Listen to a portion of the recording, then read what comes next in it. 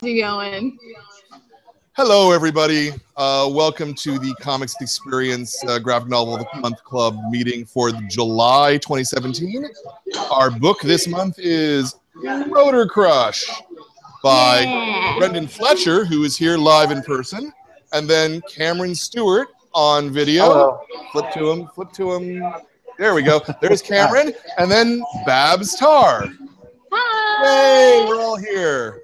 So we've got one live and two on film. Thank you everybody for coming out tonight. This is actually our choice. This is the first book of year 3. So welcome to year 3 for the Graphic Novel Club. Yay, we're honored. And particularly for you guys who have been here, club members for all this time, I really appreciate all of you. I know this is kind of weird that my back is to you, but it's just how it has to work because we've got and the cameras. So. But don't worry, I'll be taking questions and stuff. We'll work it out. So let's talk about comics and let's talk about craft. Let's talk about your careers. I think that the smartest thing to do is probably to start with Cameron, because Cameron is the veteran, as it were, of this whole process. Cameron, you've been doing comics, as far as I can tell, professionally, since around the year 2000. That's right. That's the first credit that I was able to turn up for you was Superman Adventures. Yeah. Yeah. And you were there in the earlier days of Vertigo, back when Vertigo was really still a going concern. You've worked with Grant Morrison. You've done amazing work on The Invisibles, on Sea Guy. I mean, I would call you a legend. This is what I would say. Well, thank you I know. very much. Yeah, I would not, but thank you for that. Guy who lives and breathes and is passionate about comics and just thinks about comics all the time. I mean, I can tell that from your work. So starting with you, why don't you tell us a little bit about, like, why comics? What is it about comics that excites you, that is your passion? I guess I've always wanted to, I've always enjoyed, hey, I want a beer. Is that a beer? I should have brought. Yeah, thanks. I should, I guess I started, as you say, like about 17 years ago, I suppose. And I always wanted to do visual storytelling of some kind. Ever since I was a kid, I've always been obsessed with movies and comics and the crossover between the two. I wanted to be a director for a really long time. When I was a kid in high school, all of my friends and I used to like make little movies with video recorders, and we would edit them together, and for school projects and just on our weekends we would do stuff. So for a long time I wanted to be a director. And then I realized that I think being a movie director is way too difficult and way too expensive. And I have friends who do, there are directors, and it just sounds like an extraordinarily challenging, career. And my friends of mine who've made short films that cost hundreds and hundreds of thousands of dollars. And so doing comics was always a thing that I could do, where I could still do visual storytelling, and try and sort of replicate as best I can the experience of making a movie, telling a story visually, but at zero cost and with an infinite possibility for it. So I think that's kind of my reasoning for why I wanted to get into it. And I think I also you mentioned Vertigo and Grant Morrison and Neil Gaiman and those guys, like those came along at an extremely formative time in my life, I think, when I was like a young teenager, and all that stuff really hit me like an atom bomb, and kind of made me really excited for the kind of things that you could do with comics. Yeah. I mean, obviously there are. This is a leading question. Are there things about comics that you think are different than other media that yeah, I mean, particularly in terms of contrasted with film. I mean, film is the pacing is determined for the audience by the director that has, or the editor, whereas comics is more open than that, and you can linger on a particular image for a while, or move on to the next one very quickly. And so it's very much it's more of an interactive experience than than film is. It's more active than passive. Film is very passive, and comics is very active, I think, because there's also what's going on in your head between panels and the ability to like link this image to this image and fill in that gap between. And so, but one of the things that I always try to do is kind of treat it like a director and know that even though I'm ultimately kind of at the mercy of the reader, and the reader will determine their own experience, I can still try and guide them to have an experience that I want them to have. And, you know, by just the composition of the page and the size of the panels and the amount of detail I put in the panel, is all things that you can sort of, as much as you can, influence the reader to have the experience that you want to craft for them. Yeah, no, I agree. So Brendan, Ryan, since you're sitting here, and we'll go, and everybody, we'll take to everybody. So don't worry here. I have lots of questions, and they have lots of questions too. Yeah, I'm sure. Try to just where the hell did you come from? Exactly. I don't know. Because I mean, I don't see anything prior. I mean, I'm sure there was something, but I couldn't find it on the internet or. And thank God for that. Brendan's in the witness protection program, so you won't find anything prior to 10 years ago. But I'm super curious, because how does someone suddenly out of the blue start writing DC Comics? It seems out of the blue, but Cameron can attest. Look at Babs laughing. Babs muted laughing over there in the bar.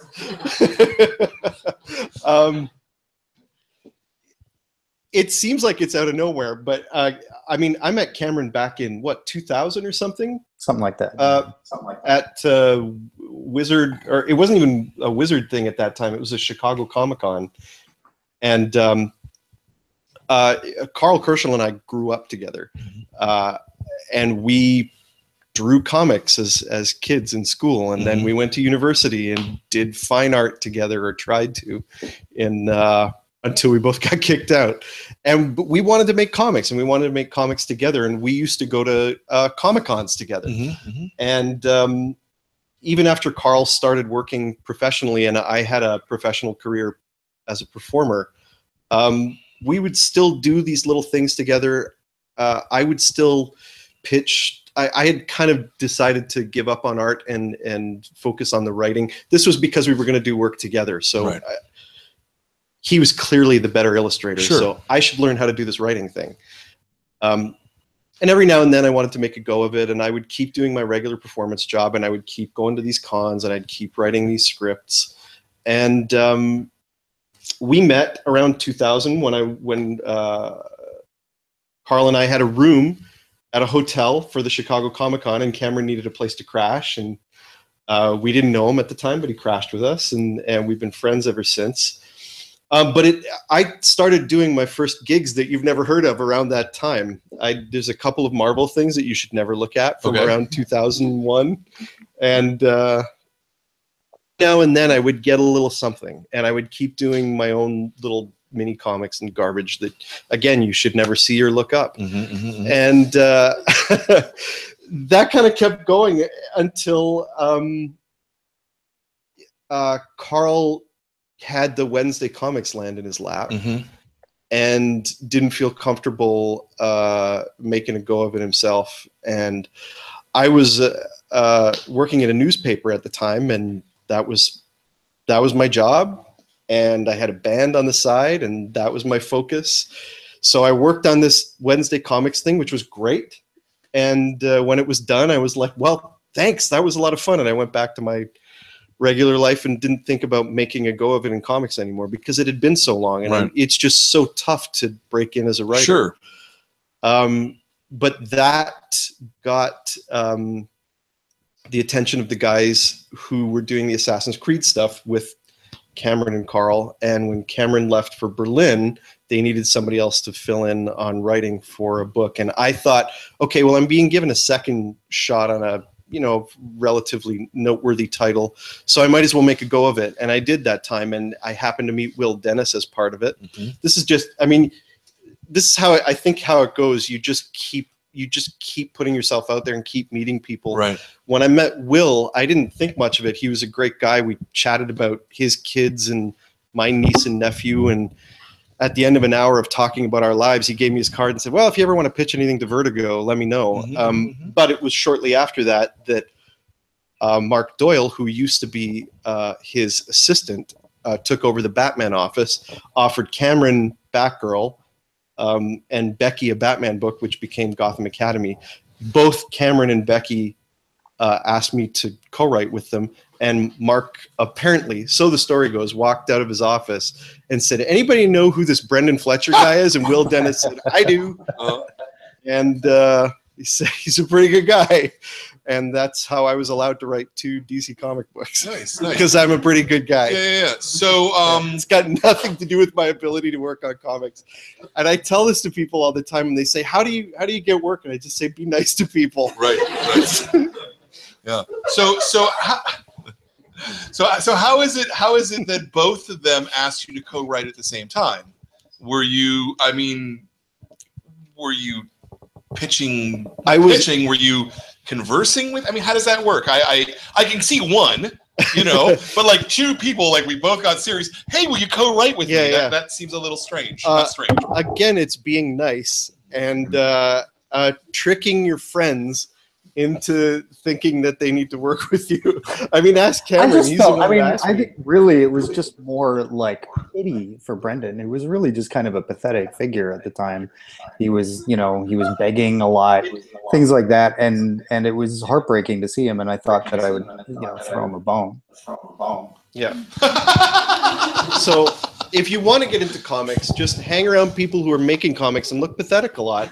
Eventually, you get to work on books with them. No, I think I offered when Batgirl became a possibility, and it was offered to me. It was offered to me as a solo. And then I couldn't do it because literally 2 days before it was offered to me, I'd agreed to do it, which is something that I lobbied for a while. So I couldn't suddenly then not do that. And so I needed, what I pitched to Mark Doyle was, I was like, I need someone to help with this probably, both on the writing and the art side. And I can still be involved and I can still hopefully execute the vision that I have for it, but I won't be able to do it entirely on my own. And I mean, having known Brendan, as I say, like for, 17 years or something, it just came up. He was a natural choice just because in knowing him for all that time, I knew that he was the type of person who we were, on the same page with what we thought about comics and what we thought about superheroes and what we thought about these characters and so on. So it wasn't something where I needed to talk to him and figure out, like, I don't know, what's your take on this character? I knew that it would be something that would be, we would be on the same page pretty much right away. So he was the kind of the natural choice. What's that? Before you moved to Berlin, do you remember we went out for dinner and we had literally sat, it was like around the New 52 announcements, I think, and we had sat there and like talked through a lot of the stuff that they were planning to do with the New 52 take on the characters, and both of us were going, oh, why didn't they just, like, this was so obvious, or do this, or there's so many young kids who would love this. We spent a couple hours, had a bunch of beers, and I think that, I mean, if not for the 17 years, we at least had that dinner talking about those very characters and what could be done with them. We will always have that dinner, Brendan. It was so good. It was so romantic. We held hands. I don't remember. I was going to say something else. Look at Babs. Well, let's go to Babs because you, as I remember, you were doing stuff on Tumblr. Is that right? Uh-oh. You can't unmute her? What? No one. Did you mute yourself, Babs? No, you. I don't know. Yeah, I see that little mute sign. Sign language. So maybe can you maybe Babs quit and then rejoin, and that'll wait one sec. Don't listen to me. Don't listen to the Jordan's doing something. He's doing something. I don't know what he's doing. I know this is just amateur hour here. You can draw little pictographs. All right, so Babs, we're gonna kick you out and then rejoin, okay? And then hopefully this'll fix itself. Yeah. So we'll see you in a second.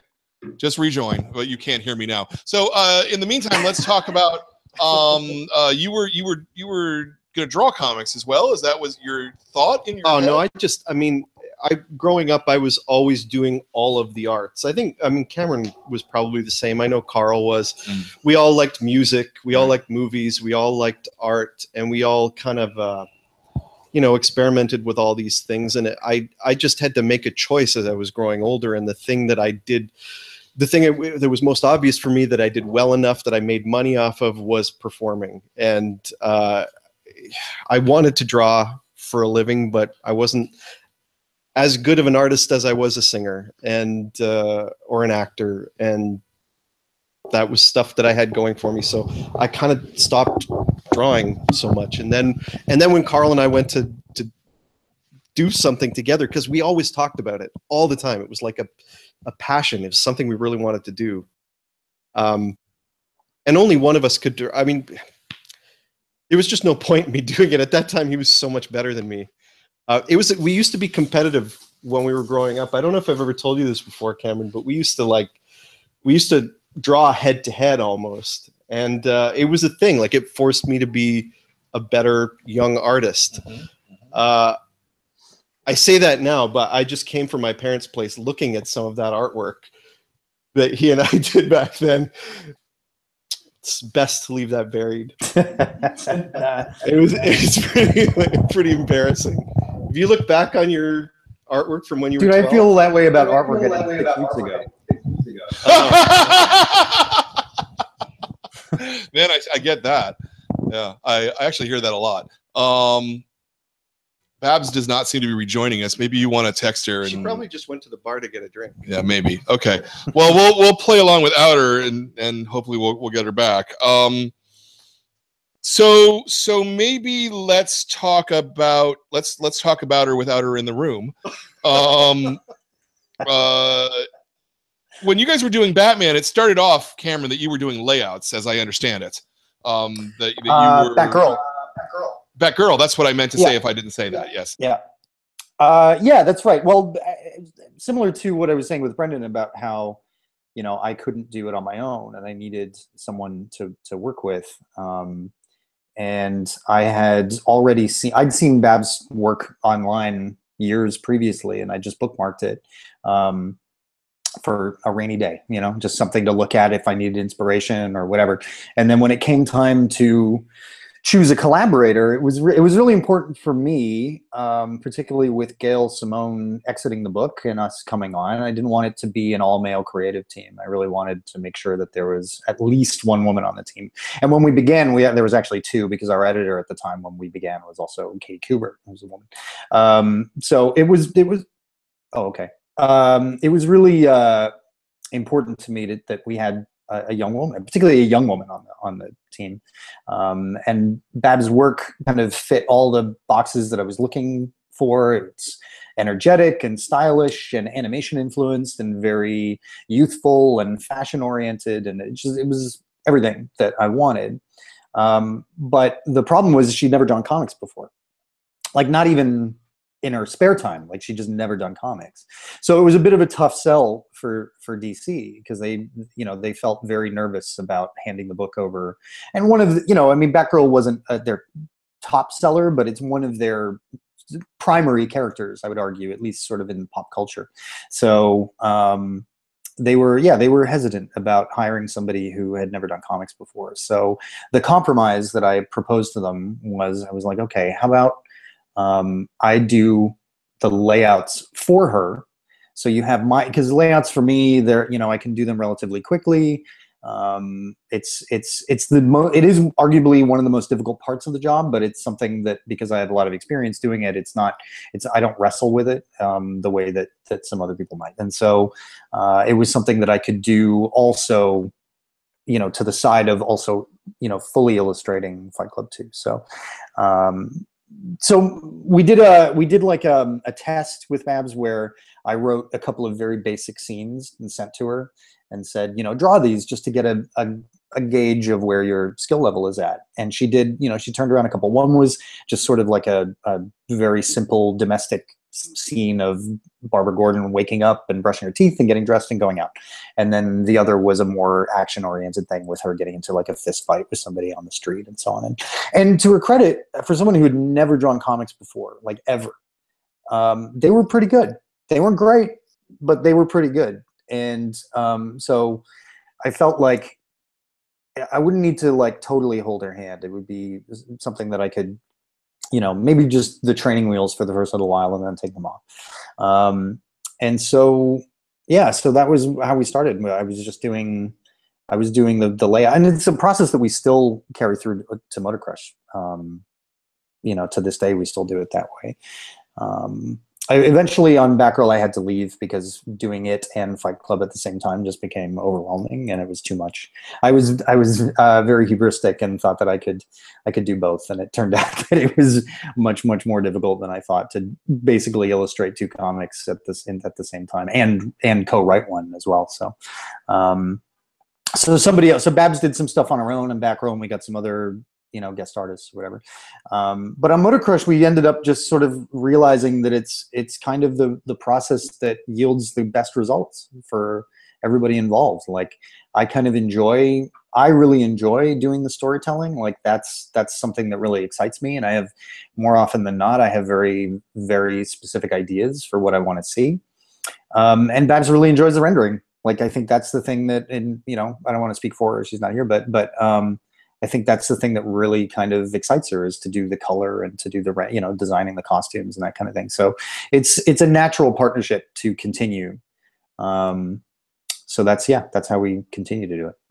Not to jump forward necessarily, but it's a thing that I find super interesting is that Cameron actually writes his draft of the script visually.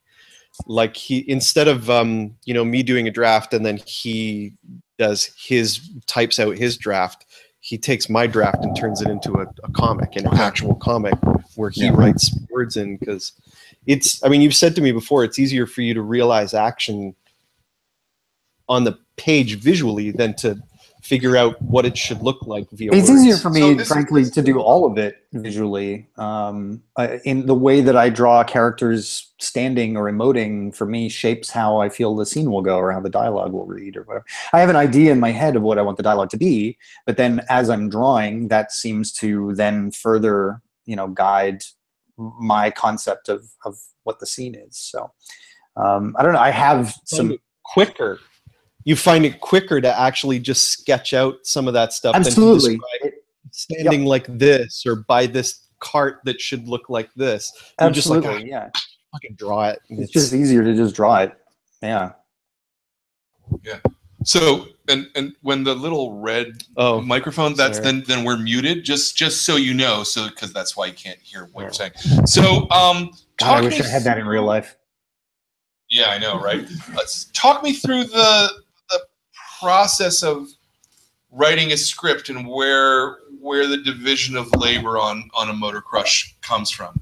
Are you writing a full script? No. So how does this work? Cameron does most of the work, and I then take the credit for it. Who starts? Well, we all talk. I think. I mean, it's probably we've got some ideas separately. We come together. Cameron and I usually have a fairly solid idea of the structure of what we want to attack. Then the three of us kind of talk it through a bit. Cameron and I will go back and forth on a larger arc breakdown, and then I usually start with the issue breakdowns. I kind of figure out what I think the shape of an arc or the shape of an issue should be, and what ingredients it should have. And then what Cameron usually does is take it from there and mix the ingredients around and cut out a bunch of the stuff. I tend to put too much stuff in. Cameron carves a lot out and really reshapes it nicely. But what are you giving him? Are you giving him specifically page 1, panel 1? Are you giving him here's page 1 through 3 is this? Only for action. I think the only time I give you breakdown for multiple pages is when there's action, because there is an and I learned this before we worked together because of Ed Brubaker on Catwoman, learning after an issue that there's no point in writing action scenes for Cameron because he's a better action choreographer than any writer will be. So you just tell him what needs to be there and how many pages he's got to do it in. So that's all. I mean, for action, I'll do that. But otherwise, I do a page-by-page breakdown, and it usually has the action, the setting, even like little tidbits of dialogue in there. Like this character does this and says this, and then there's a little exchange, and he'll take that and flesh it out visually, add a little more dialogue to it. Usually, there's still some holes in the dialogue, and there's some stuff that's like, you know, he'll put a balloon in and say, she says something like this. And yeah, sometimes, well, I'll show you when we get to the thing, like what my visual script pages look like, or the storyboards for the thing. But yeah, sometimes I'll just put a question mark. It'll be like a word balloon with a question mark in it. That's like, I don't know exactly what's going to go here, but you know, I do know that there's going to be a line there. So it's a completely readable comic. Cameron hands over something that's completely readable. Mm-hmm. Like it's got, there are some, you know, holes in expository information, details are missing. And it's stuff we've all got on other pieces of paper. And, but it's usually enough to get Babs going on her part.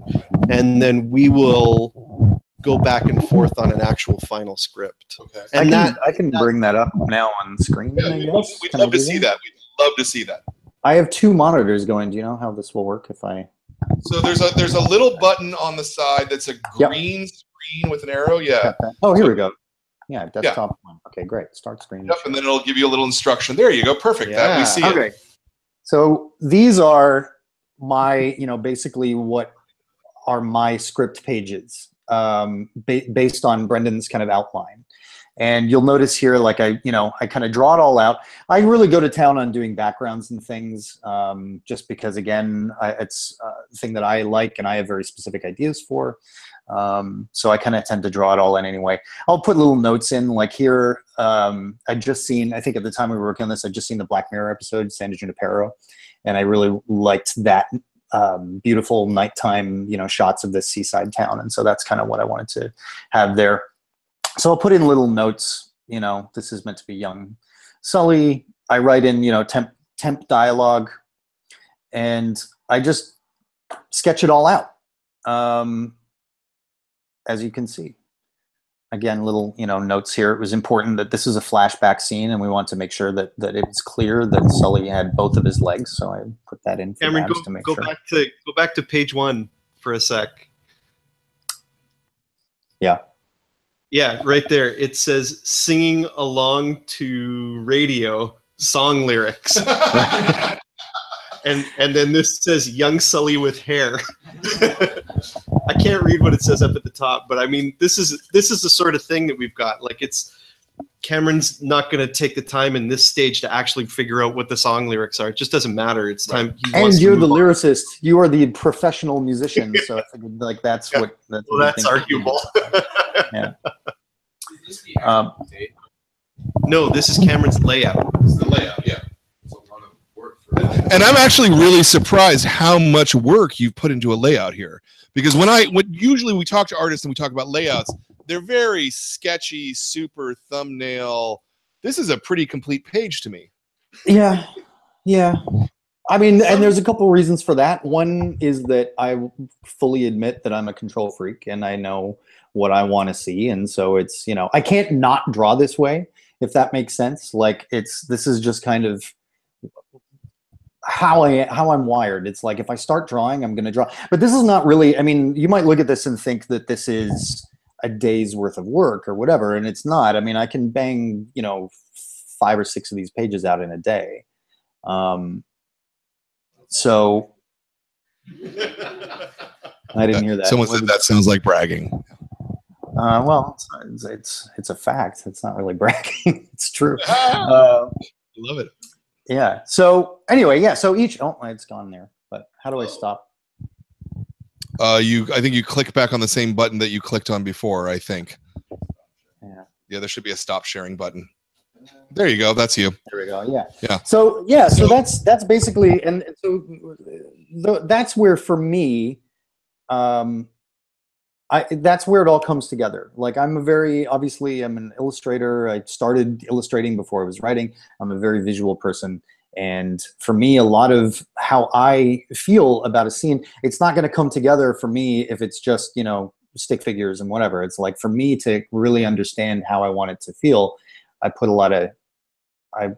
in what I want to see out of it and what I want to communicate. So it's arguable that it's too much or whatever, but I don't know. I think Babs doesn't seem to complain about it, and I give her, I've always said to her that she has the free, if she is not happy with the way a panel is laid out, or she wants to change the clothing or whatever, that she has total free reign to do that.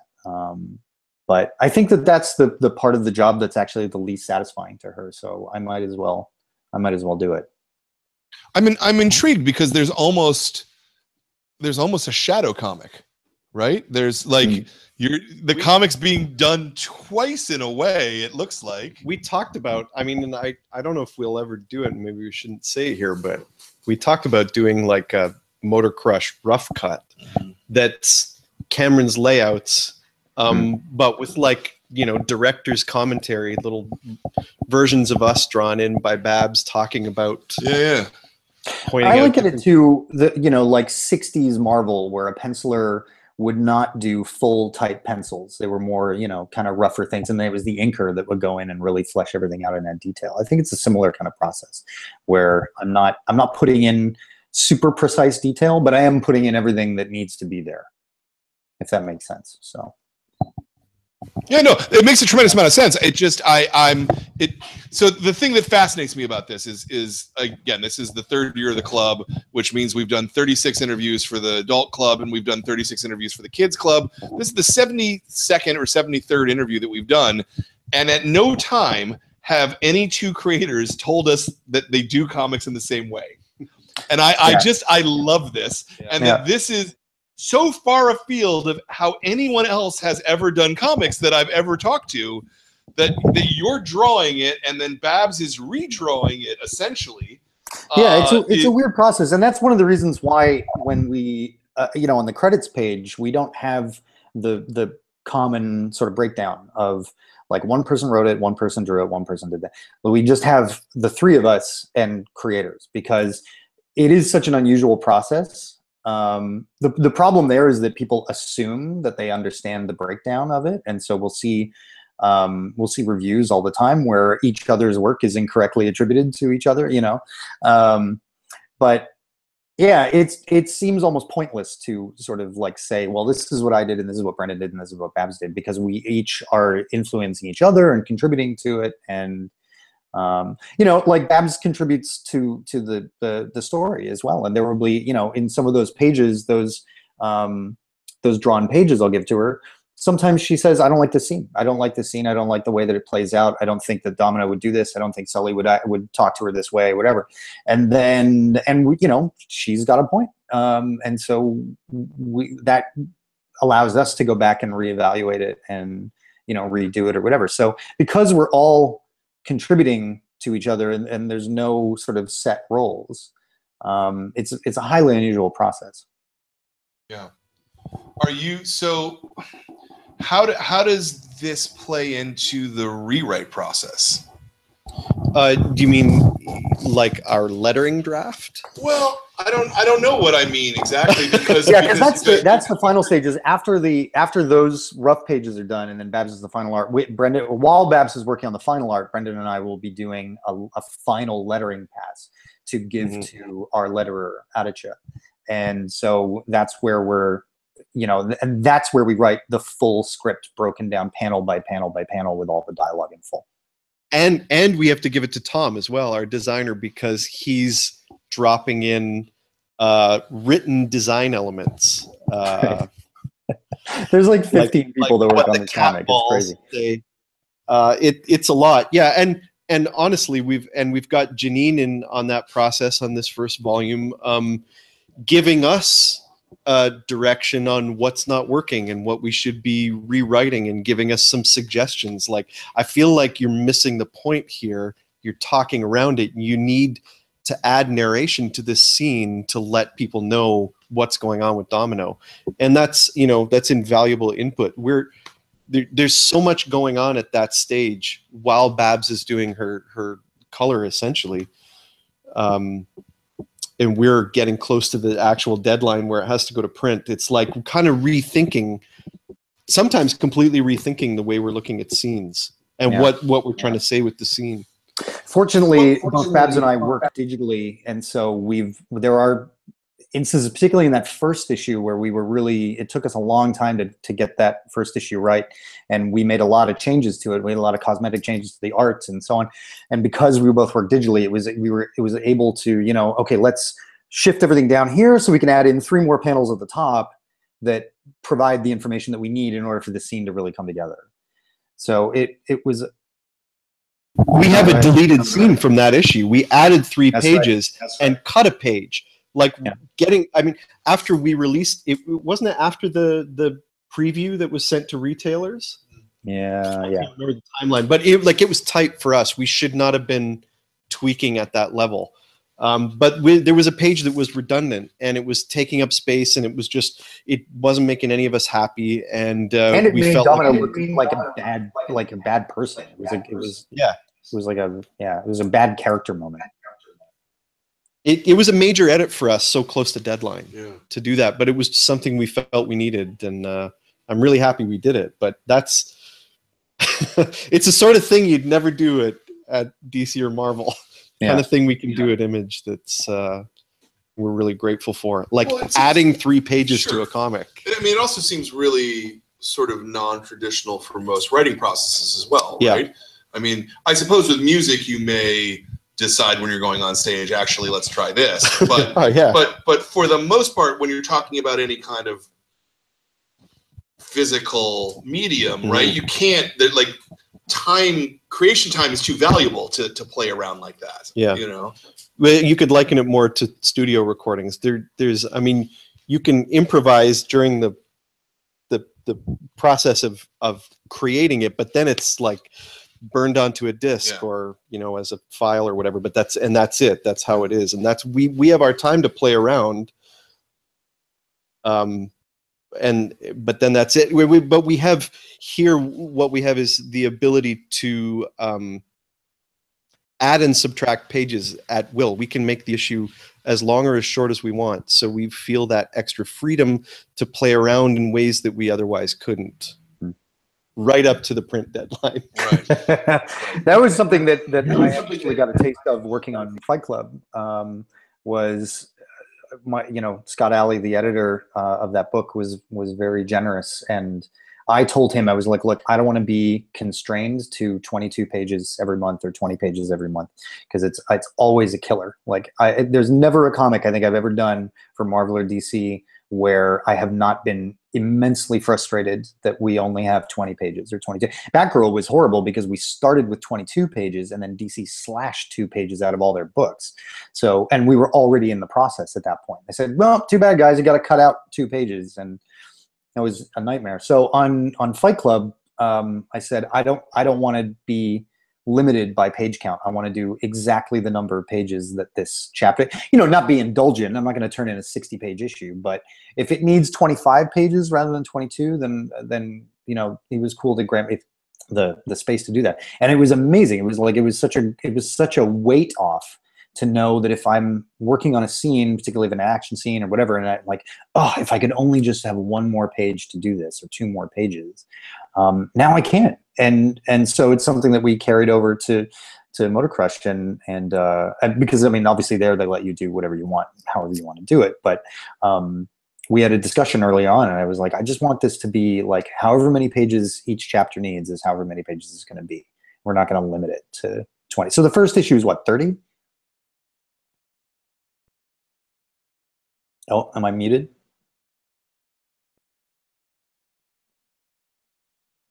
I can't hear you guys at all, by the way. We're Oh, there you are. We're still muted. No. Nope. Okay. All right. There we go. No, he's there. He's frozen. I don't know. Are we muted? We're not muted. I can hear you. You can hear us. Okay. Yeah. Just go along with it. It's all good. It's all good. I was going to say, if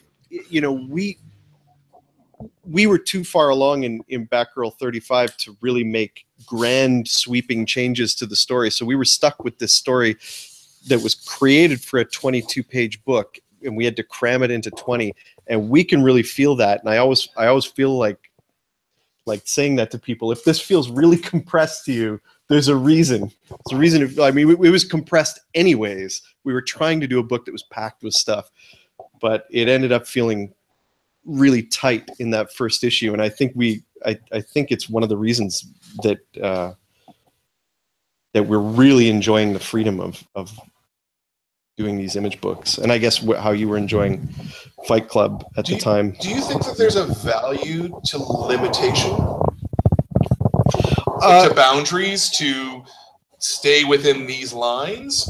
Sure. I mean, it's way easier to create quickly in the DC universe because we don't have to world build. Mm-hmm. That world is built. You can do like a build out our little corner of Burnside in Batgirl, but that only takes a little while. Building out what the world of Motor Crush is took us longer than we thought it was going to. We budgeted some time to do it, and yet we felt like we just had so much more to do, and we continue to build it out. But yeah, limitations of having 20 pages. I guess. I mean, it's hard for me to say that it's ever good because it never feels good to only have 20.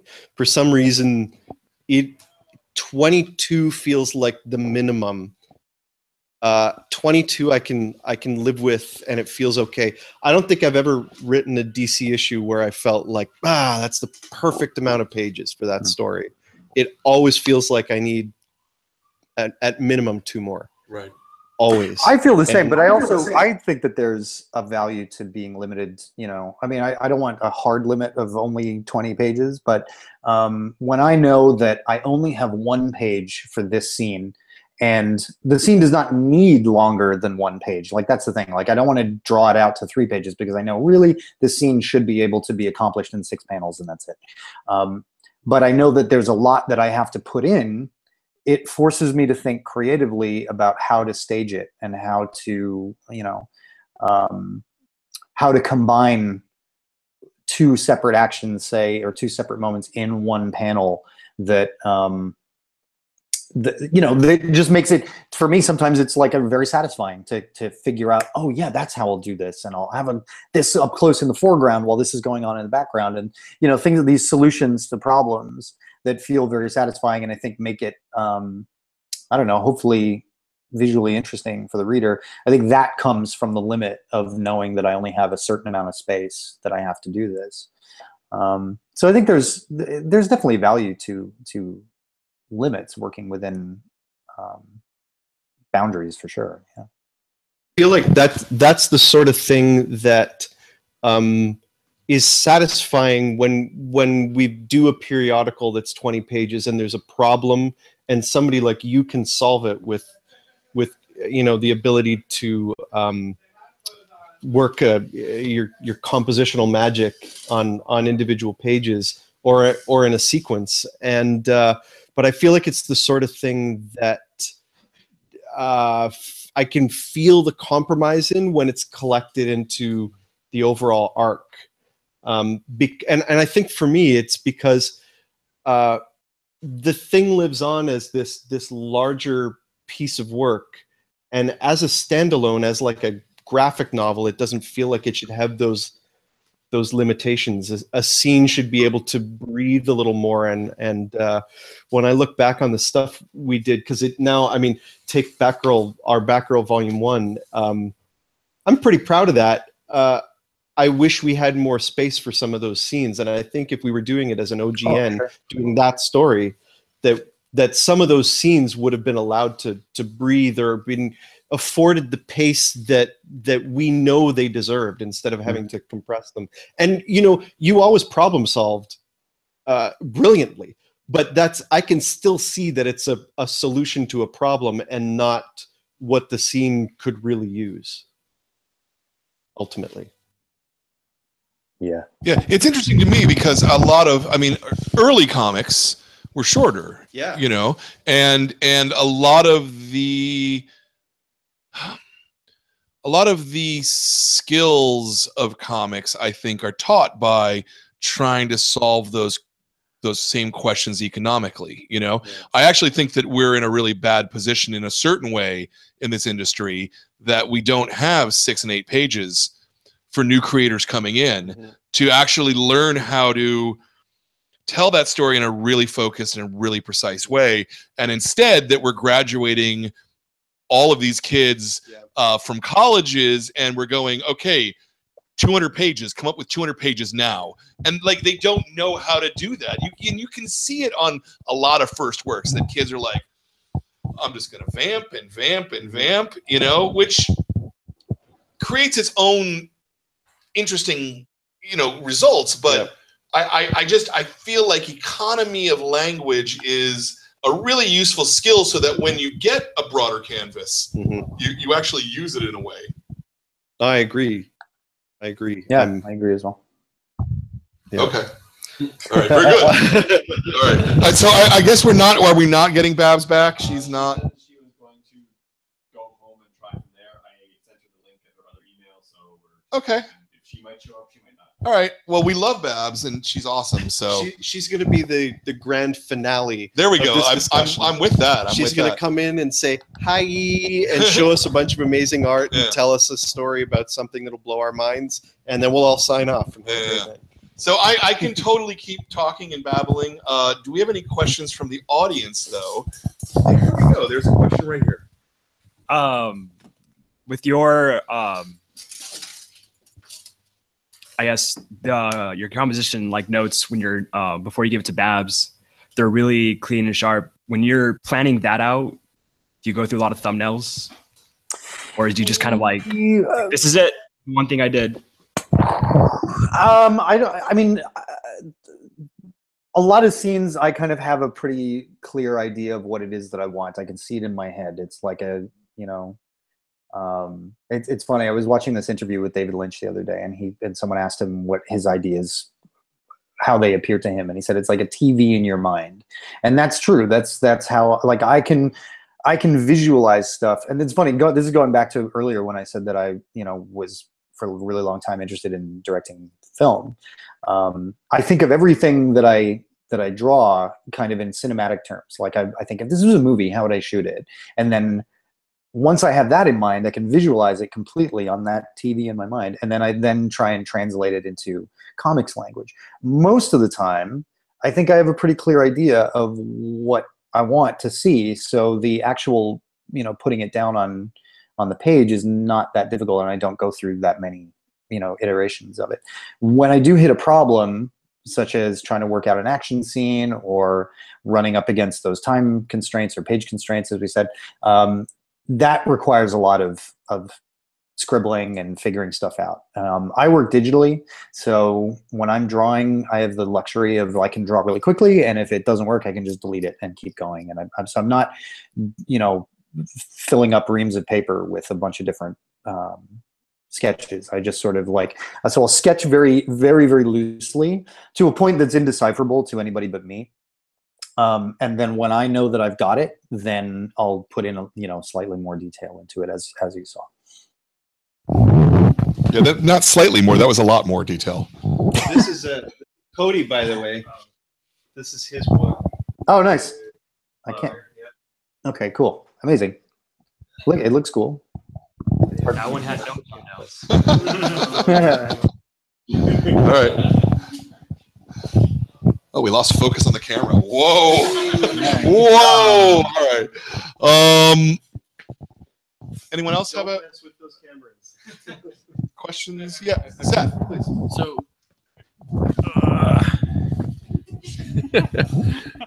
I'm wonderfully out of focus here, but anyway. So one question I haven't seen answered yet in any of your interviews about the book is, how did you guys decide to do a book about motorcycles?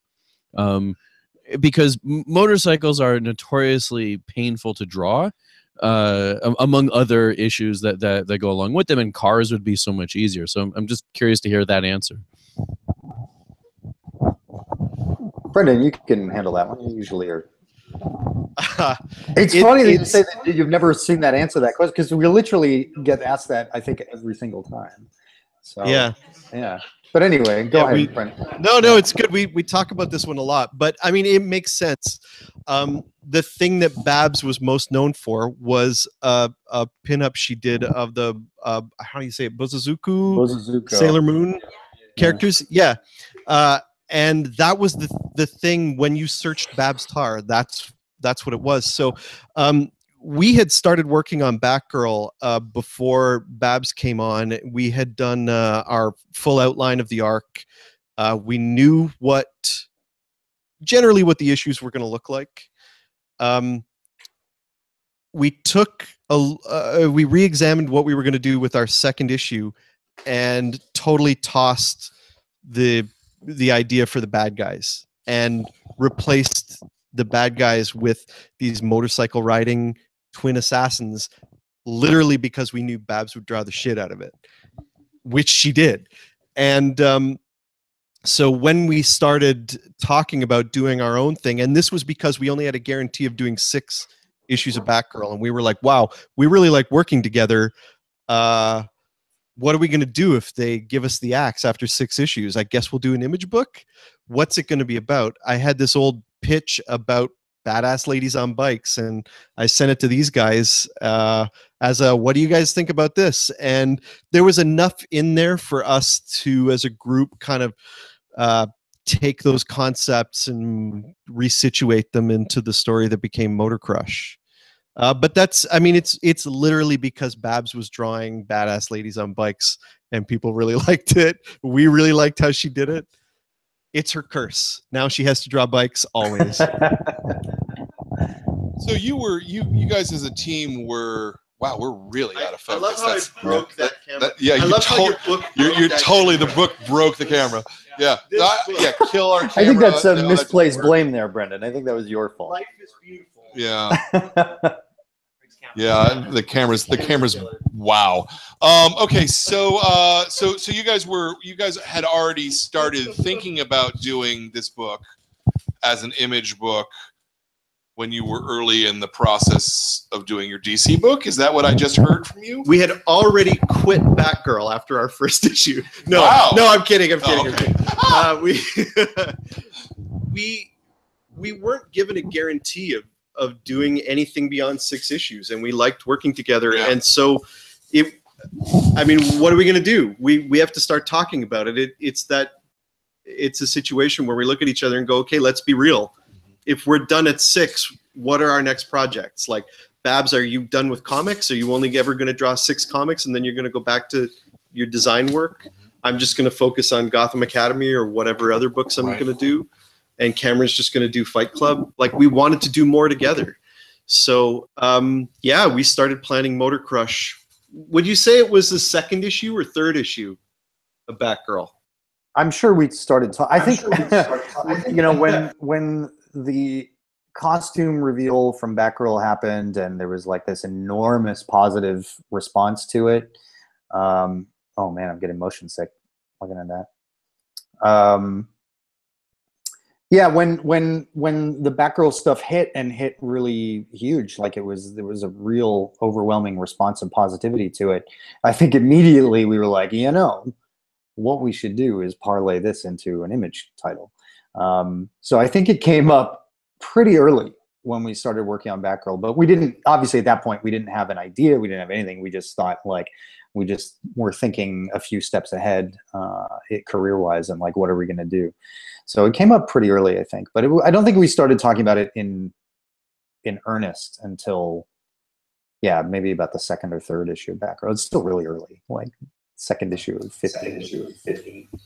And it became a serious topic when, of course, when the Oracle storyline got killed last minute in our Batgirl book, and it was like there was you know, a bunch of stuff going down with the Batgirl title, and this kind of death blow for us was that we had pitched and gotten the green light and started executing. We did a whole arc that was supposed to build this character into the new Oracle, and then the plug got pulled literally on the day it was going to print, and we never got it back. We never got to actually do it. So this whole thing that we had planned, that we had fallen in love with, that we really wanted to do, was just kind of left out there as a dangling plot point, a character that seemed to have purpose, but not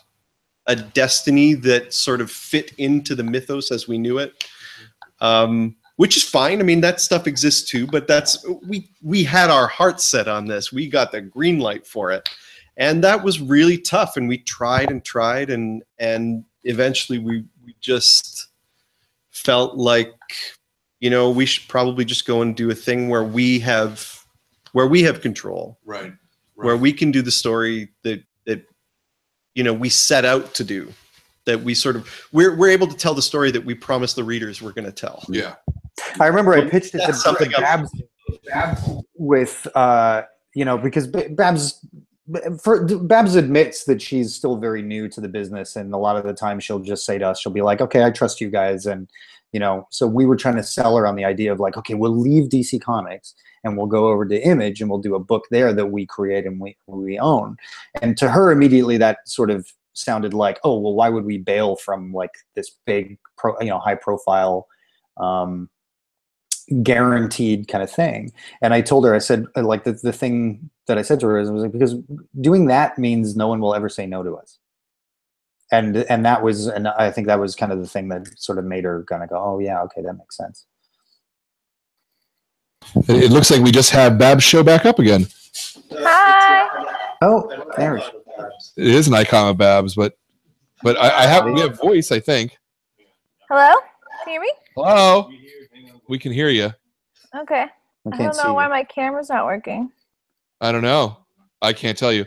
But everybody's talking about how much they love you and how great of an artist you are. So that's a really good.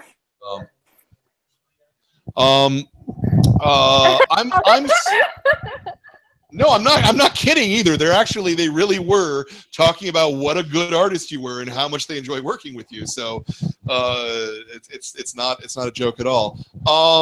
I'm super curious about this, about how things are going from a guaranteed paycheck, working on something like a Batgirl. Mm-hmm. Maybe you're not making the most amount of money in the world, but it's a guarantee if you're getting X. Yep.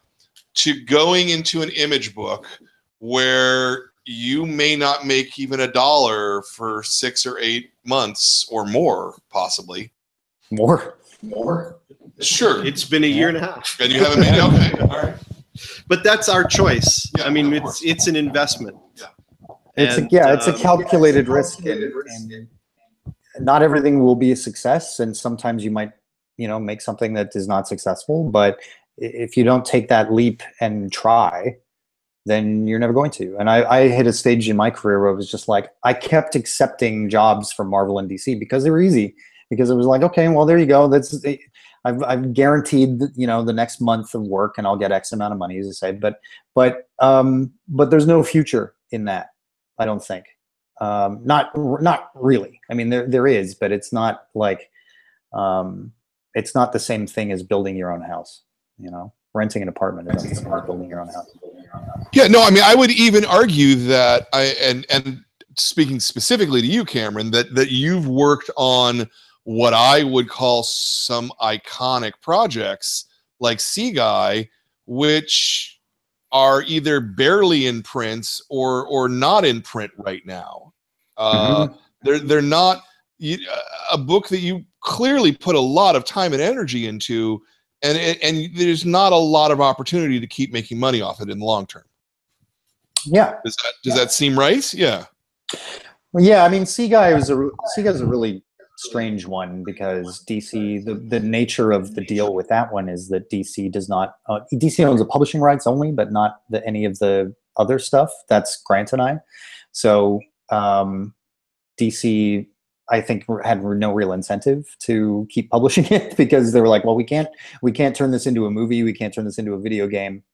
So what's the point, basically? And so it's in kind of a weird limbo right now, where I think, like, granted, I could probably try and get a movie made out of it, but I don't know. It's hard. But I don't think DC has much of an interest in publishing a third volume. Just because it's a weird little book, not going to sell in huge numbers, and they can't exploit it any other way. So yeah. I would still love to do it. I get asked about it all the time, and I really would like to do it, but it's just not a thing that kind of makes a lot of sense, really. It's true. I've been to cons with Cameron, and I feel like at least 5 people ask every con, "See guys, there are going to be more See guys every time." It's going to be Twin Peaks. It'll come back 25 years later. It'll be worth the wait. Oh man. So Babs, now that you're back. Yes. Hi, how are you, darling? Good. Hey, Doug. Hi, Babs.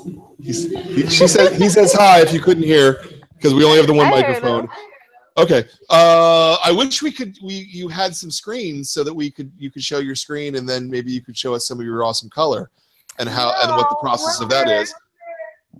I'm probably, I don't know. Let's see. I'll play with it. All right. So we were talking earlier with Cameron about him doing the layouts and giving you what seemed to be very, sort of complete thumbnails. Can you talk maybe a little bit about receiving those and then how you translate that yourself? Yeah, I mean, Cameron, he does a lot of detail, especially for Batgirl, because it was my first comic, and I was like, give me it all. Give me every single mark I need to make, because it was very scary. And I feel like you can even see from my stuff on Batgirl to, like, my stuff on Motor Crush, or even towards, like, you can see I got a little bit more confident in making my own marks on top of what Cameron gives me, and it's more of like, he's more of like giving me this beautiful guide, and then I can just kind of like make it work with it on top of it. And so it very much like clinging to him, and then now it's like I feel like we have this really good chemistry. Not that we didn't before, but it's like I just got more confident because I have been doing it longer. Yeah. So when you get a package of breakdowns from Cameron, is he giving you like 6-8 pages at a time, or a page at a time? Both. We've done both. Okay. It's usually batches, though. I feel like, right, Cameron?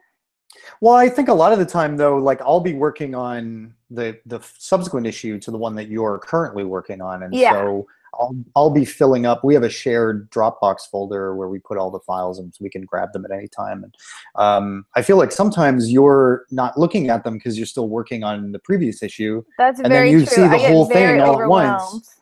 Yeah, so you'll see like the entire thing all at once. Yeah, so I don't know if that's fun for you to read the whole thing kind of all in one go, or. It is. I have a lot of fun. Let's see if I can desktop share. Oh, I can just hit this one.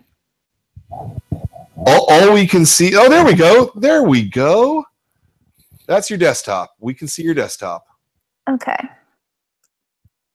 Oh, it's just showing you. Okay, wait, hold on. I'll do like this. So you get these breakdowns, and what's your process, Bab, for turning it into a page? I will do these digital sketches, Photoshop, and like lower the opacity on Cameron's layer, and then I'll sketch in it, and then I'll put make those very light blue. And what I want to do with Motor Crush is keep it like more keep it more loose. And number one, because I'm coloring it. Oh, I don't know if I have any inks that are just black and white. Well, number one, because I'm coloring it, so like I don't need everything to be like polished to the max, because I know how it's gonna look because I'm the boss. Do you know what I mean? Versus on Batgirl, where it was like I had to hand over my baby over to somebody else, and it just like it hurt, you know. So I did more kind of looser style with this, and I wanted to go faster, and I found out that if I ink it actually on paper, it actually goes faster because I can't like butts and stuff.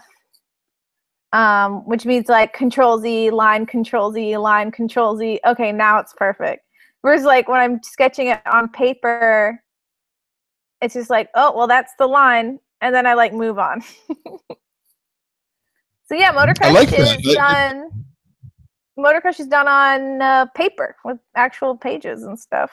And before that, I sketch on the computer, and then I'll scan it back in, and I'll even do these little ink washes on it. Let me see if I can. I don't know if it'll let me zoom in. Yeah, let me mess around with this screen share one more time and see if I can figure out.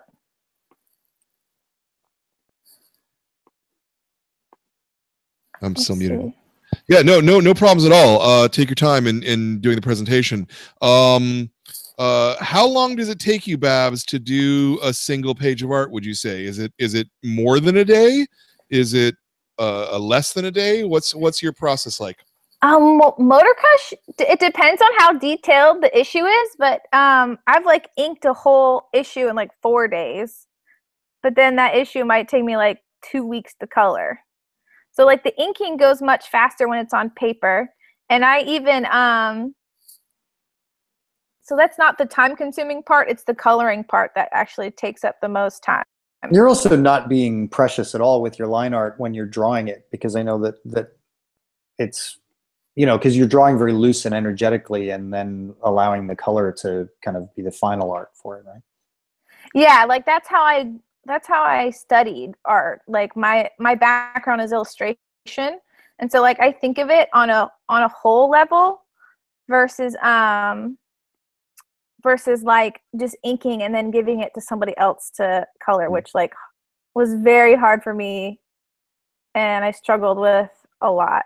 I'm the opposite, whereas the majority of my work is I do it in black and white and hand it over to somebody else to color or whatever. So I'm used to doing that. Can you guys see my screen, the whole thing now?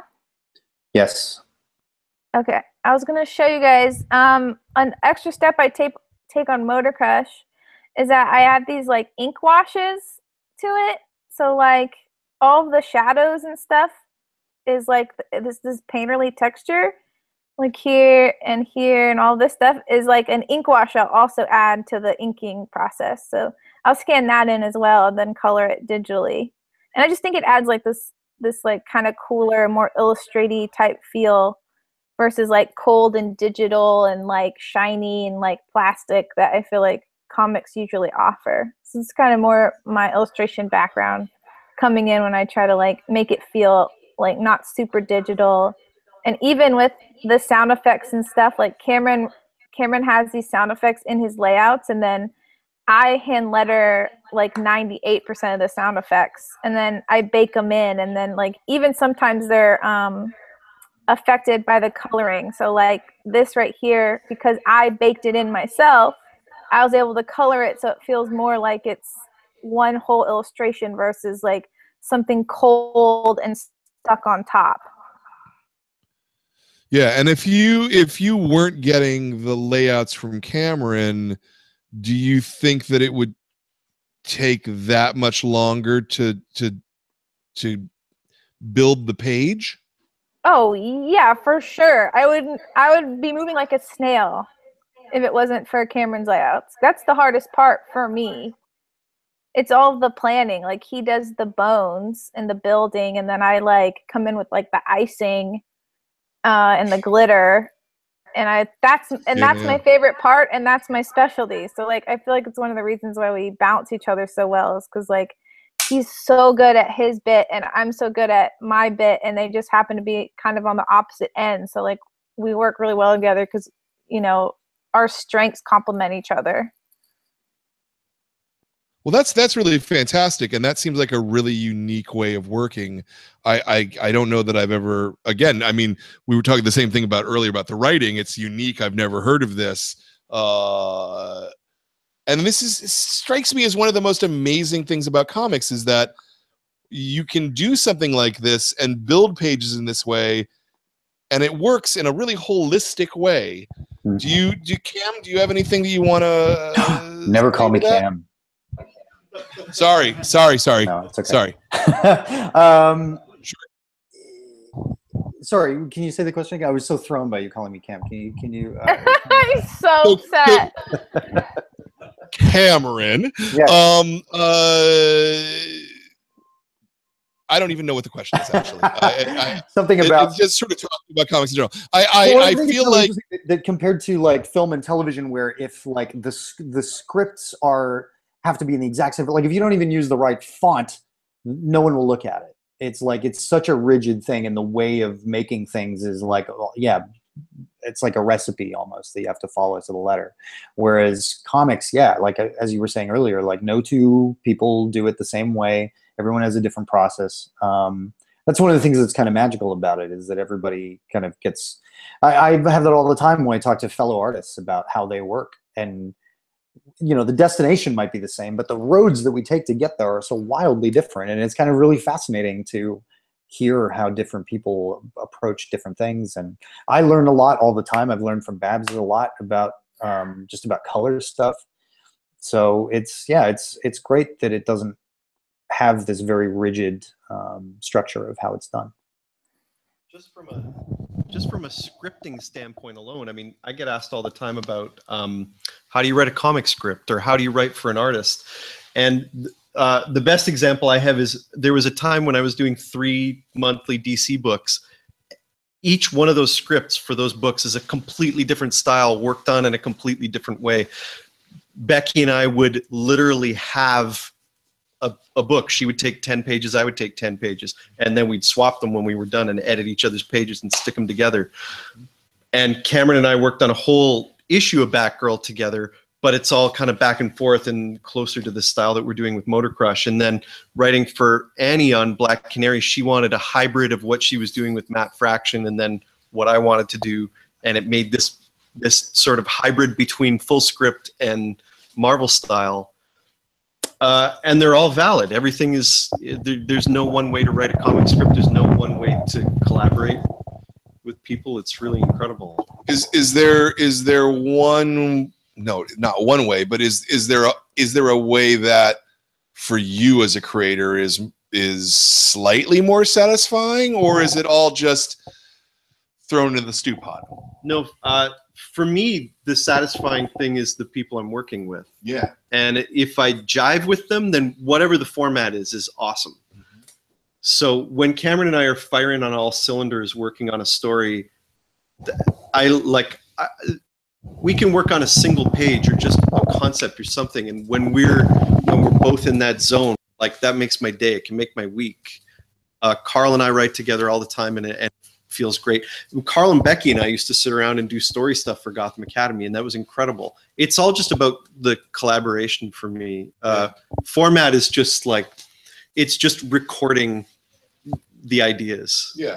And I don't really mind. I'm willing to do whatever format the collaborators need to see. And people like working with Cameron, he doesn't really care what the format is. It's all just about the ideas, I think. More or less, yeah. Yeah, I mean, you've worked with serious big time writers, quote unquote. I like how the implication is that Brendan is not one of them. but you understand what I mean. That there are people who have with real writers. Look, okay, there's real writers. All right. Okay. You knew the question though. You knew what I actually meant there. I hope. Does one appeal to you more than the other, or is it like he said that it's about the collaboration, about that individual relationship.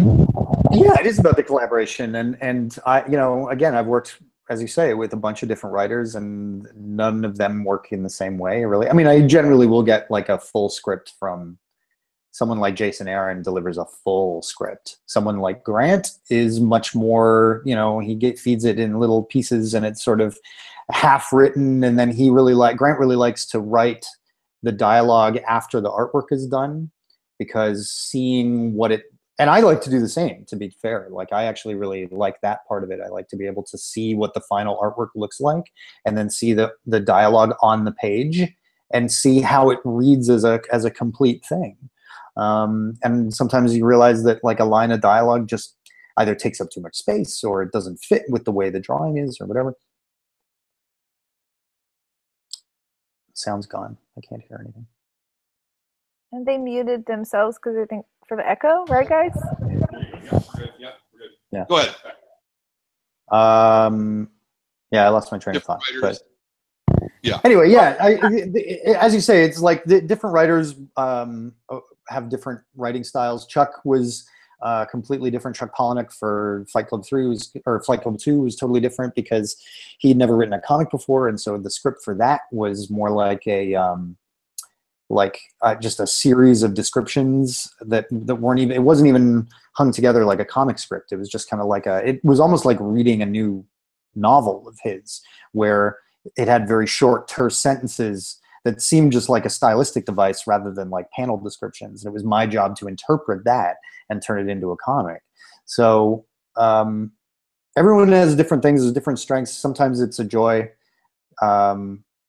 to approach things in a different way, and to be given things in a different way. Sometimes it's frustrating. Sometimes, you know, you're used to doing things in a particular way, and when you're not given that, it can be a bit of a challenge. But there's strengths and drawbacks to it all, I think.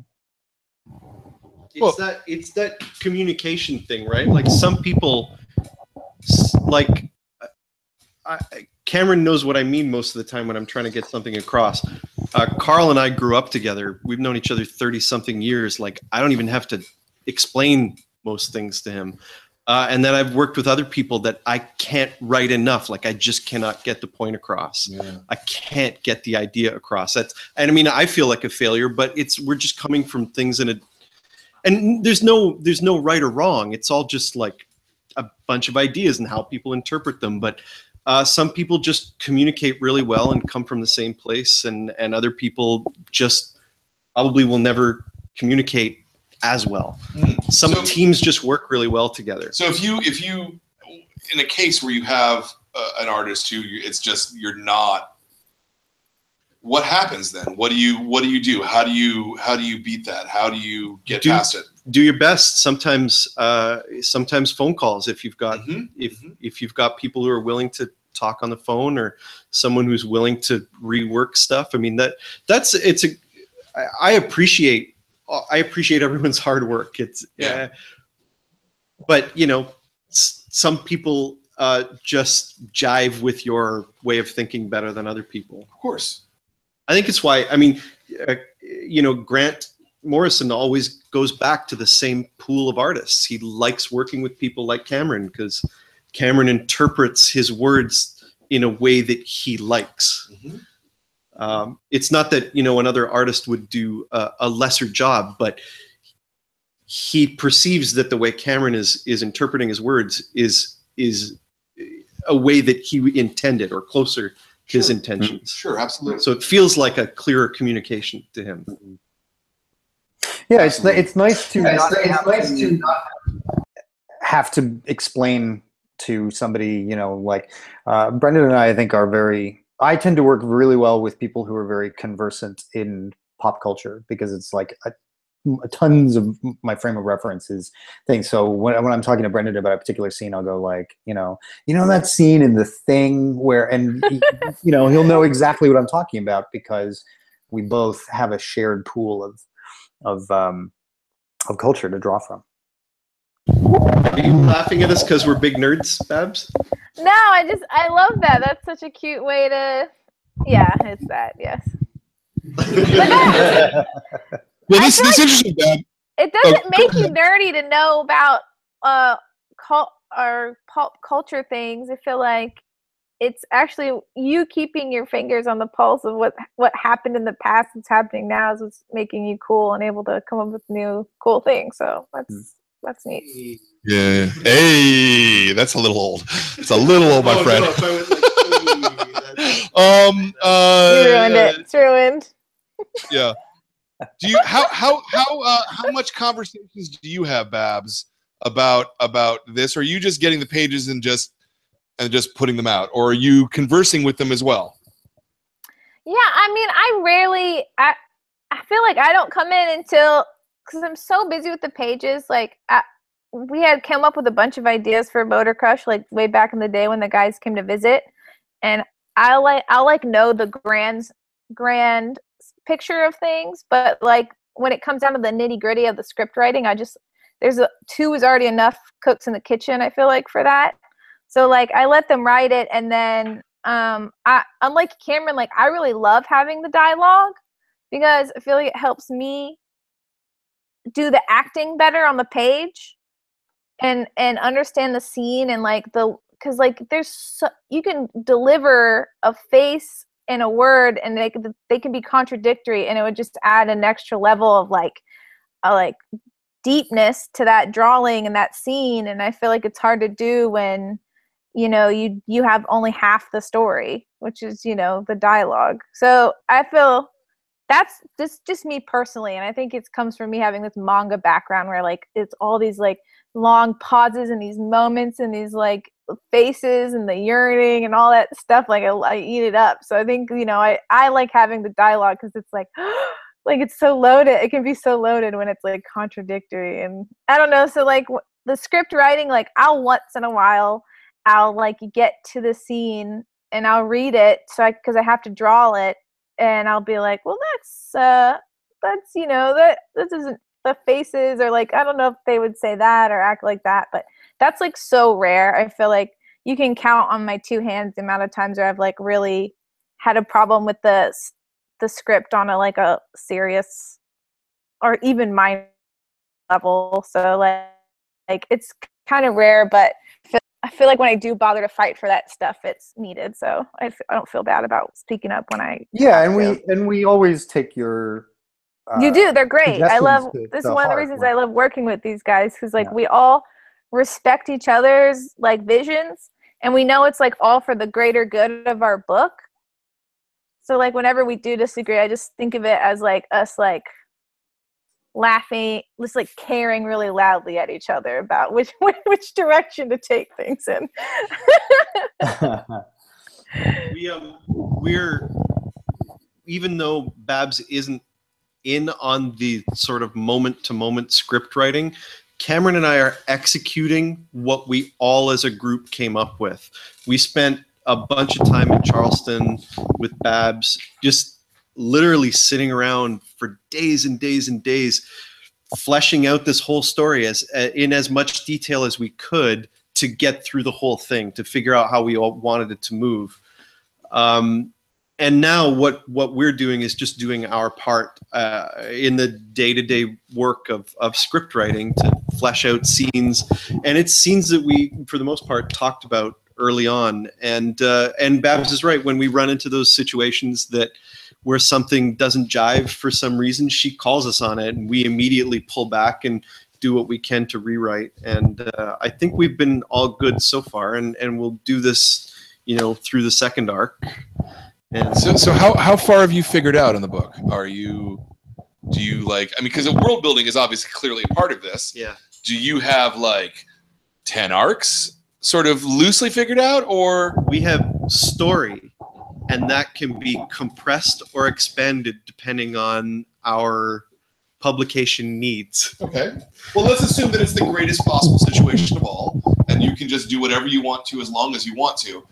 How many arcs do you think? How many books do you think you'll have? We have an ending, and there are parts of the story where we could vamp for a while. Mm-hmm. So if the book is doing really well and we want to keep going, there's a sort of if the whole thing is a 3-act structure, which it kind of is in a way, we could vamp on that second act for a number of arcs. There's enough meat in there, stuff that we could really dig into and explore that would be super fun.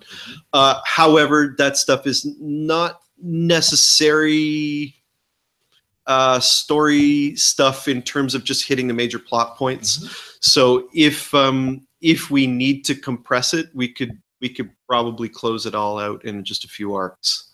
But we're in it to win it. So let's hope we keep going. The least number of volumes that you want to do? A minimum of 3. So we could at least but the do more our we 3 talk about acts. it, Right. the more we talk about it, the more I have trouble seeing how we can finish it. I mean, I know we can do it, but I'm really going to feel sad if it's only 3 arcs. Yeah, me too. I would love to do 5. Okay. But I could also see us doing more if the world wills it. I think there's a way to do that. But yeah, like 5 would be awesome. Makes sense. Seth, I know you had a question there. Oh, did someone else have a question who hasn't asked a question? Yes, please. Sure. I have 2 somewhat silly questions, but one of them is perfectly in context now that you guys mentioned that pop culture is kind of this frame of reference that you go into writing with. I was wondering, I'm assuming it's Cameron or Babs, I don't know which one of you designed the character Lola, but It's Babs. cool. Babs, do you watch Steven Universe by any chance? I do. I don't Because she looks just like Rose Quartz. Yeah, I think she's And I was like, wondering if you'd your inspiration. I love Steven Universe. Like the color and the sunsets are a big influence. Like I think the line that they both have big pink hair is like it. Because I imagine Lola being like slimmer and yeah, I don't know. They're both big pink hair, but I feel like my like obsession with anime and Sailor Moon really like instilled that big hair in me and not Steven Universe. But yeah, they're both adorable pink haired ladies and I love them both. And now you are one. And I am one. We'll see how long it lasts. Nice. Anybody else have questions? I had a second question, and then I'll hand it off to you. It was just something dumb. Do any of you guys ride motorcycles? And has that influenced this in any way? Actually, me and Cameron don't even have our licenses. I'm the only one who drives a car out of the 3 But of I've us. never, you know what? I've never put on a costume and fight crime either, so it's fine. Like, Okay, so defensive. Cameron, it's never too late, Cameron. that's true. You don't want to look like a dink, though, Cameron. That's true. I don't. I don't know. One of my, That it's one of my sounded greatest lewd. fears is looking like a dink. Well, Cameron, like, we were in the cab once, and he pointed out to, like, a Batman walking on the street dressed up for, like, a con or something, and Cameron was like, if Batman was real, he'd look like a total dink in that costume. Look how stupid that guy looks. And I was like, dink is so good. That's the perfect way to describe those guys. No matter how good a Batman costume is, like no matter how good the costume is, they always look really kind of dumb in real life. Like Batman is kind of an inherently silly thing, I think. It works better on a page than it does in a costume. It's so true. It's the underwear, right? It's the underwear. It's just all of it. It's just all of it. It's so silly. I love Batman, but it's like it's just ridiculous. I think it adds that they can't turn their necks. Yeah. My mom had a dream when I was like a year old that I died in a motorcycle accident and has made me promise since I was a little boy that I would never ride a motorcycle. So I can never ride a motorcycle because I promised her like over and over and over again. Always listen to your mom. And I would never I don't even have a fascination with it.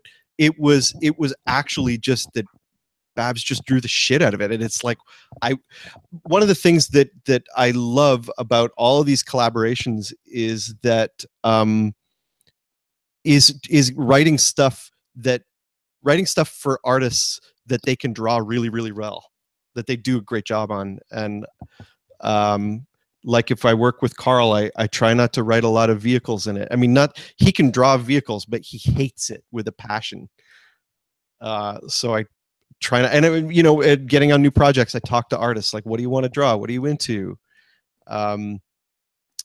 with Babs, I mean, we didn't really talk about it, but when Cameron and I knew that she was the artist on Batgirl, we just started looking at all her art. Like, what's the stuff that she really likes to do? And man, the motorcycle stuff was just so good. We had no choice. Stop being so good at bikes, Babs.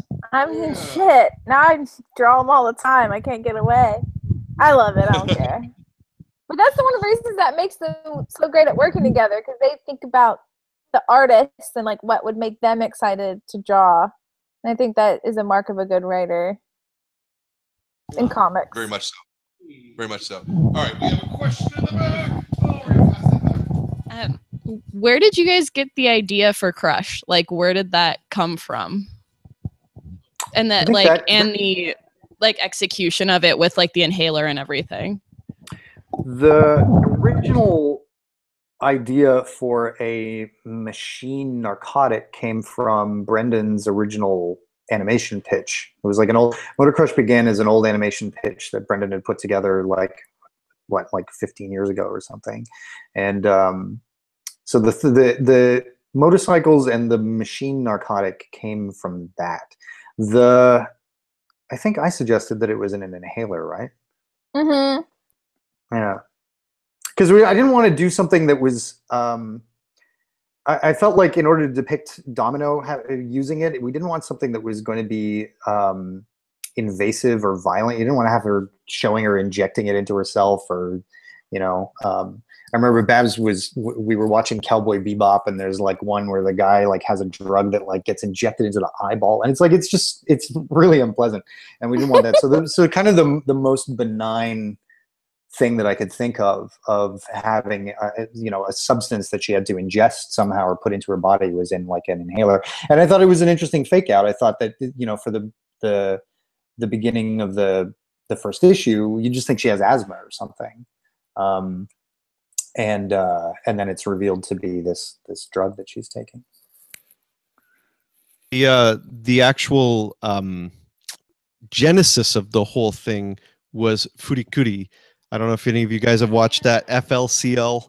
I don't love the manga; it's fine, but the anime is it's still inspiring to me today.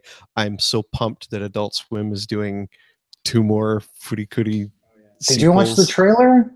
There's a trailer for it. Yeah. Yeah. I don't know. Did you not listen to it? The pillows are back. Yeah, I know. I just didn't excite me. I'm like Cameron. I'm keeping my expectations as low as possible. So, like, if it's bad, I'm not like mad, and if it's good, then I'm like, yay! I have a personal connection. My partner works for Adult Swim, so she's her people are all involved in making it. So I need it to be good. Everybody support it, you guys. But yeah, Furikuri was a big, it's very emotional. There's a lot going on with the characters. There are complicated relationships in it, something else that I really wanted for this. But it's also weird. There's like weird stuff going on with people and machines. And I wanted something that had that level of visual flair that didn't need to be connected to science that made sense. It could just be crazy. And this concept of getting machines addicted to a drug was a dumb idea, but that could breed some incredible visuals. Essentially, machines tripping on acid. And I wrote a lot of nonsense in the original animation pitch that inspires aspects of Motor Crush, but we've veered away into this completely different place. But that's the genesis of it. Oh, you're welcome. Anyone else? Yeah. For Babs, and a lot of comics characters are drawn very poorly dressed, I guess. So I was wondering, do you just go online and just look at outfits and it's like, oh, that's cute, I'm going to draw that? Or is it something you just like have in your head and you just know, like, or is it something you have in your closet? Or it's something you have in your closet and you just like lay it on your bed and like, fuck yeah, I'm drawing that. It's like all of that, it's a little bit of like, oh, I wish I could afford that. Oh, I'll draw it on this character. Or like, oh, I have that outfit in my closet. I'll use that on this character because her and I kind of have the same style. Or, yeah, I have all these Pinterest boards, and I a lot of the time divide it by the character and their personality, and then I think about what their clothes would be and like, you know, what they think about themselves and how they would style themselves, and even if they would style themselves. So yeah, that's, I think because I'm a girl and I love fashion, like I'm immersed in that all the time. Like I'm always shopping for myself and like bombarding my brain with like the latest and greatest like outfits and trends and stuff. And I remember like for a little bit on Batgirl when I got so busy I couldn't like shop as often or something, and then I was like, oh my god, what's everyone wearing now? And I like couldn't remember, and then I had this like new sympathy for like people that are very busy, like kids like those all day or whatever, and I'm like, oh, this is how it happens, this is how people like get out of touch. And I was like, never again, I vowed to myself. we'll see how it goes when I get really busy. But yeah, I love it, and I feel like it's part of my brand, and I'm lucky that it is because I'm very passionate about it. But yeah, clothes are fun. I love dressing my characters. That's fantastic. It is. What? Don't laugh. I'm legitimately saying that's fantastic. I like that.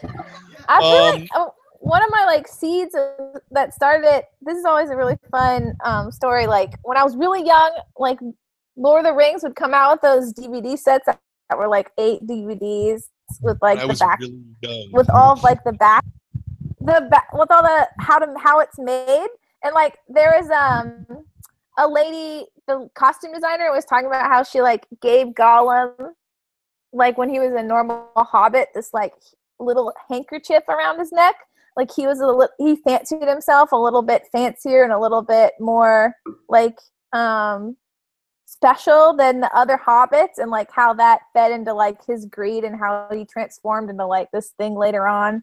And I thought that blew my mind. And then I was just like, costuming is so important, and I feel like that also like stuck with me. So like it's fun because I've never gotten to really express that till I got to comics, because like my illustrations were just like single pictures that told a story in that moment. But like now I have the opportunity to like hint at someone's like, you know, what do they call that, origin or their destiny or something, you know, like what they could be or where their story could go with like a ring or something. I don't know. I think that's really cool. Yeah. No, I mean, clothing. It drives me crazy when I see comics that are so thoughtless in the costuming of characters. When you just see an artist who's just clearly is just like, oh, I'll just draw a generic skirt or a shirt or whatever, and it's like it completely undersells everything. It just makes the story so much more bland and boring and kicks me out of the story. Like absolutely, yeah, and it's transparent. It's transparent that the artist just didn't give a shit. And that's that should never be anything that's apparent from looking at a drawing, is that the artist didn't care about it. I mean, I remember I read some shit mangas when I was younger, just because I wanted to see like what the characters are gonna wear. Yeah. Well, it's really clear to me that you guys care about this world, that you care about these characters. I think Motor Crush is a fantastic comic. I want to thank you guys very much for it. Yeah. Thank you for reporting it. Yeah, no, of course. Thank you for doing it. Thank you for doing comics. I don't know how else to say that. I feel that constantly as a person who has like literally no talent whatsoever to do it. No, I mean, I have talent of my own, but it's not like that talent, and I'm always thank you for doing comics. Thank you. Thank all of you. And thank you for coming here and being willing to take your time. We're at like 2 hours now. This has been a really long meeting. I could keep talking for another hour at least, but I know it's like almost midnight for you guys. It's after. It's 1 o'clock. Is it? Okay. Well, thank you very much. I missed know you. Twin Peaks karaoke tonight. No, Cameron, not Twin Peaks karaoke. Well, thank you for that. Follow Cameron on Twitter. You know that Twin Peaks means everything to him right now. Yeah. It's all Twin Peaks all the time. Anytime I check on you on Twitter right now, it's just something about Dale Cooper or Twin Peaks. I'm gonna watch it. I promise. It's the greatest piece of art. Someday. Yeah. So again, thank you guys for coming out. Thank you for Motor Crush. I hope that you get at least your 5. I hope you get 20 if that's what you want. And we're definitely here to support you. Everyone here loved this book. It was fantastic. And thanks to everybody for reading it and coming tonight and everything. It's been amazing. Thank you. Yeah. So again, thank you very much. This was our book for July. Our book for August. Normally I would hold it up now, but we took our sample copy and I gave it to Doug, so I don't have one to hold up. It's My Pretty Vampire by Katie Skelly, which is a fantastic book, and you guys will all see in 2 weeks or so. Katie is going to be here. Do we know the date off the top of our heads? The 23rd of August. So the next one of these is the 23rd of August. This coming Sunday, we've got the guys from Rickety Stitch, which is our kids club book. Ben Costa and James Parks. Wow, I did that from memory. Will be here. I know it's for the kids club, but you guys are always welcome to come to the kids club. Or our viewers here on the YouTube channel will also be able to see that as well. Thank you so much. This is our club meeting for the month, and we're done.